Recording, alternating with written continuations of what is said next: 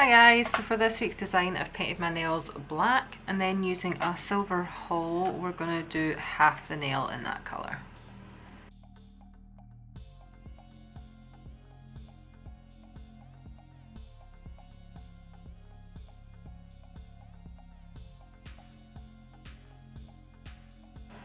Next, using a dotting tool and the same two colours, which is the silver and the black, we're going to overlap the dots going up on the opposite colours.